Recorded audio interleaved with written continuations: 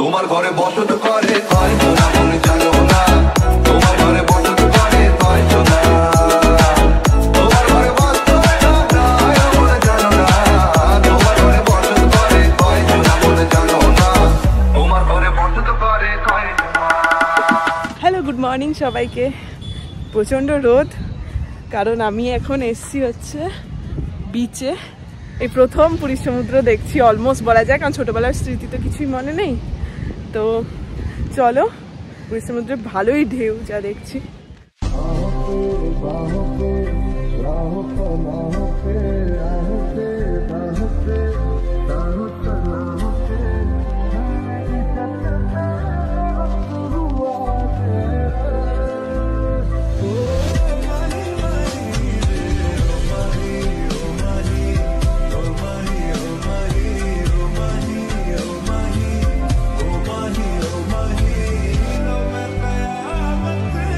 শুনেছিলাম পুরীর ঢেউ উত্তাল, এখন চোখের সামনে দেখতেও পাচ্ছি, মানে খুব বড় বড় ঢেউ আসছে।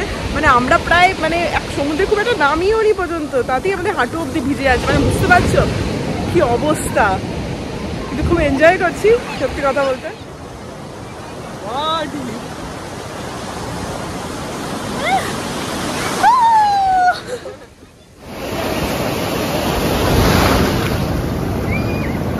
সমুদ্রে মোটামুটি একটা মিনি স্নান মতো হলো।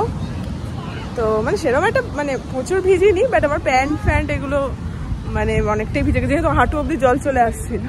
আমরা আর বসিনি সমুদ্রের মধ্যে। এবার আমরা হোটেলের দিকে যাচ্ছি। হোটেলে গিয়ে প্রপারলি স্নান করে রেডি হয়ে আমরা বেরোবো মন্দির দর্শন করার জন্য।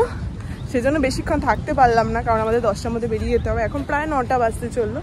তো চলো তাড়াতাড়ি। তো আমরা সবাই রেডি হয়ে গেছি এখন মন্দির যাওয়ার জন্য। তো এতজন লোক, তো সবাইকে মিলে রেডি হতে একটু টাইম লাগলো। তো এবার টোটো ডাকা হচ্ছে, টোটো এলে আমরা সবাই মিলে বেরিয়ে যাবো। টোটো এসে গেছে, এই যে সবাই রেডি হয়ে দাঁড়িয়ে আছে। তো আজকে ডে 2-তে আমরা কোথায় যাচ্ছি? মন্দিরে যাচ্ছি। বাবা, তোমাদের তো ম্যাচিং, দুই মা তো ম্যাচিং হয়ে গেছে। বাহ, দেখি তুমি তুমি কেন আলাদা হয়ে গেলে? তো সবাই বেশ একদম অ্যাস্থেটিক্যালি ট্র্যাডিশনাল ড্রেস পরে রেডি মন্দিরে যাওয়ার জন্য। চলো যাওয়া যাক। তো আমরা পৌঁছে গেছি মন্দিরে, এই যে পেছনে মন্দির। এখন এগোচ্ছি আমরা। মন্দিরের বাইরেই সবার মোবাইল জমা নিয়ে নিয়েছিল, সেজন্য ভেতরে আমি কিছুই ভিডিও করতে পারিনি। তবে আমাদের নির্বিঘ্নেই জগন্নাথদেব দর্শন হয়েছে। ভিড় মোটামুটি ছিল, কিন্তু অসুবিধা হয়নি।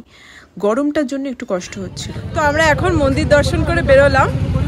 অবস্থা খুব খারাপ আজকে, গরম, খালি পায়ে যেতে হচ্ছিল।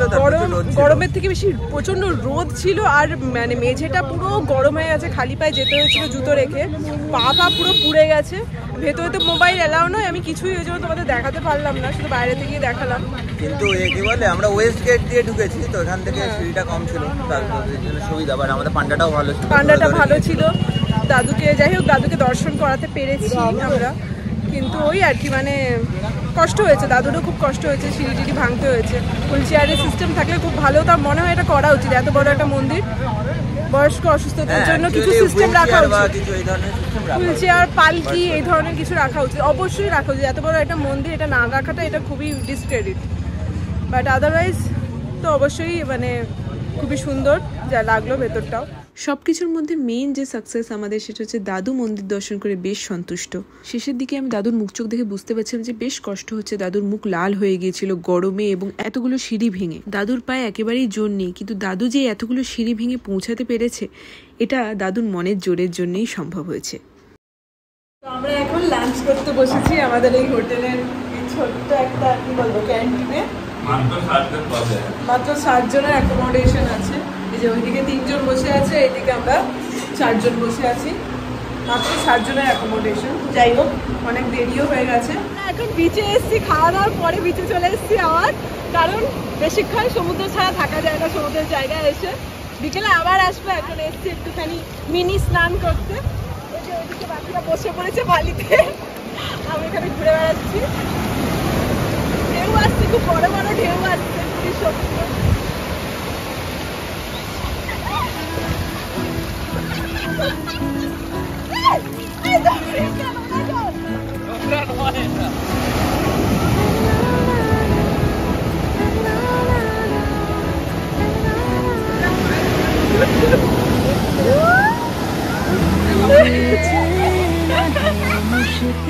তোকে সেখানে ভয় পাচ্ছে, নামছে না বেশি দূর।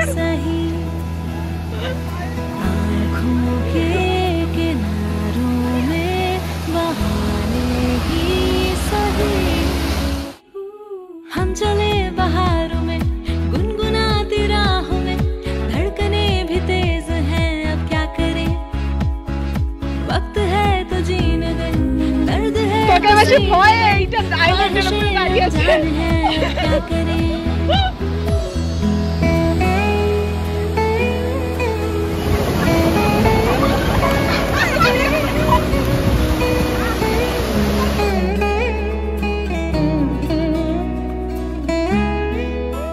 A few hours later.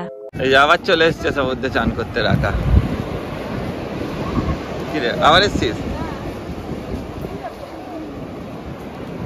ওকে দেখাও সবচেয়ে, ও এই যে ভিজে চান করেছে, আবার চান করতে এসছে।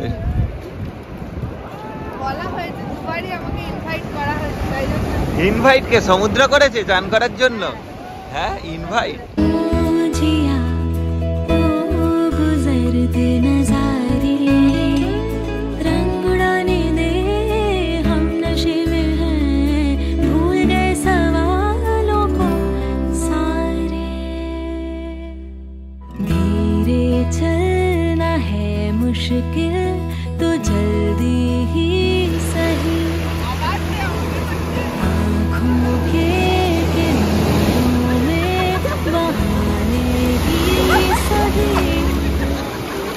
हम चले बाहर गुनगुनाती राह में, धड़कने भी तेज हैं अब क्या करें, वक्त है तो जीने दे, दर्द है तो सीने दे, ख्वाहिशें अनजान हैं अब क्या करें। গুড ইভিনিং সবাইকে। তো আমরা এখন এই যে কতজন লোক পেছনে, এতজন সবাই মিলে এখন আমরা শপিং এ যাচ্ছি। শান্ত- আসলে কাকিমা শপিং এ যাচ্ছে, আমরা কাকিমার পেছন পেছন যাচ্ছি, সব কিনে কাকিমার হাতে ধরিয়ে দেবো, কাকিমা বিল করে দেবে। তো আমরা এখন পুরীতে সান্ধ্য ভ্রমণে বেরিয়েছি, আর টুকটাক শপিং এ কিছু শপিং শপিং এ কোনো ভ্রমণ ফমন কিচ্ছু না, সব বাহন। না, শান্ত খালি ভ্রমণ। খালি শপিং। তো চলো এখানে আশেপাশে কি দোকানপাট আছে সেগুলো দেখাই, আর সন্ধেবেলা সমুদ্রটা কেমন লাগছে সেটাও তোমাদেরকে দেখাবো।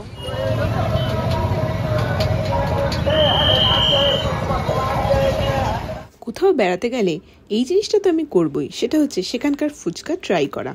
তোমরা কারা আমার মতো ফুচকা লাভার্স আছো কমেন্ট সেকশনে জানিও।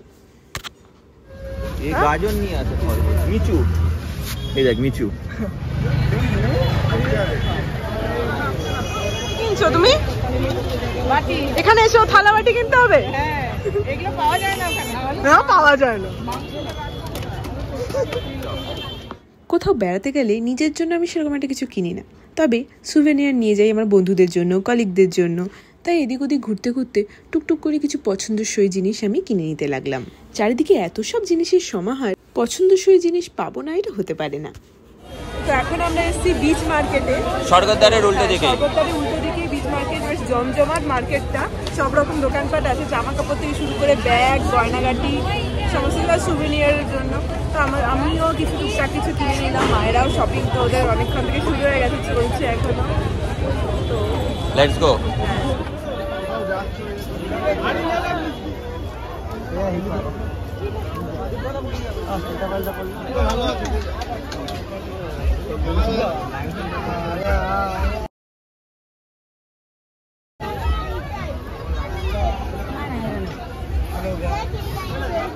দোকানপাট ঘোরাঘুরি হয়ে গেলে আমরা এলাম বিচে সন্ধ্যের সমুদ্র এনজয় করতে। অন্ধকারে প্রায় কিছুই দেখা যায় না, কিন্তু সমুদ্রের গর্জন দেখো তোমরা শুনতে পাবে।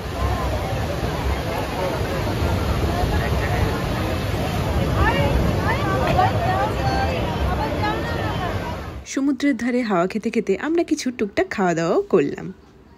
হাওয়াই মিষ্টি কিনেছে খাবে বলে। আমি খাবো বলে কি? হ্যাঁ হ্যাঁ, ওনার নামে চাপাচ্ছে। বাবা, তাহলে আমিই খাবো, কাউকে দেবো না। না, দিয়ে খেতে হয়, দিয়ে খেতে হয়। Sharing is caring. তাড়াতাড়ি সবাই ছিঁড়ে ছিঁড়ে খাও। ফুড রিভিউ কেমন? মিষ্টিই তো হবে। আমরা ঠিক করলাম ডিনারটা হোটেল না করে কোনো রেস্টুরেন্টে করব। আমরা এখন সং অফ বেঙ্গলে খেতে এসেছি। এই তো সুমন দাদা জিত মিলে মেনু ডিসাইড করতে পারছে না। কি খাবে তোমরা? কি খাবে ব্লগে বলো, তোমরা কি খাবে? কি খাবে তোমরা? ফোনে তোরা কি খাবি? আমার জন্য বিরিয়ানি বলে আমি বিরিয়ানি ভাবছিলাম, আমার জন্য একটা বিরিয়ানি বলে। ডাল ভাত খেতে খেতে কষা। তো এই আমাদের ডিসাইড করা চলছে, দেখি কতক্ষণ ডিসাইড হয়, তারপরে তো খাবার আসবে, আমরা খাবো। ফাইনালি অর্ডার দিলাম, তো আমরা এসছি প্রায় এখন 10টা 15 বাজে, এখন নাকি ক্লোজিং টাইম, ওই জন্য মানে ম্যাক্সিমাম খাওয়া শেষ হয়ে গেছে। যা ছিল, যা যা যে কটা আইটেম ছিল সে কটা সবকটাই আমরা অর্ডার দিয়ে দিয়েছি। যেমন ফ্রাইড রাইস দিয়েছি, নান দিয়েছি, চিলি চিকেন দিয়ে, এই দাঁড়াও না, চিলি চিকেন দিয়েছি, হট গার্লিক চিকেন দিয়েছি, আর কি দিলাম, চিলি প্রন দিয়েছি। তো দেখি খাবারগুলো কিরকম খেতে। প্রথমত ম্যাক্সিমাম আইটেমই অ্যাভেলেবেল ছিল না, আর খাবার দিতেও অনেক লেট করেছে, খাবারের কোয়ালিটিও আমাদের খুব একটা ভালো লাগেনি। তাই অল ওভার সং অফ বেঙ্গলে আমাদের এক্সপিরিয়েন্স খুব খারাপ। তোমরা এই রেস্টুরেন্টে খেয়ে থাকলে অভিজ্ঞতা শেয়ার করো আমাদের সাথে। বন্দে ভারত অটো, আমরা বন্দে ভারত অটো করে ফিরলাম, তাই তো? হ্যাঁ, তো ফাইনালি আমাদের দিনটা আজকে শেষ হলো, খাওয়া দাওয়া করে অনেক। এই যে এই বন্দে ভারত অটো করে ফিরলাম। এখন তো উনো খেলা হবে একটু আমাদের, দেখা যাক কি হয়। কালকে আবার লং ডে আছে আমাদের, সারাদিন পুরী সিটি ট্যুর আছে। তো যাই হোক, ব্লগটা তাহলে আজকের মতো এখানেই শেষ করলাম। দেখা হবে আবার নেক্সট ব্লগে, ততক্ষণের জন্য টাটা। এই টাটা বল, এই টাটা টাটা।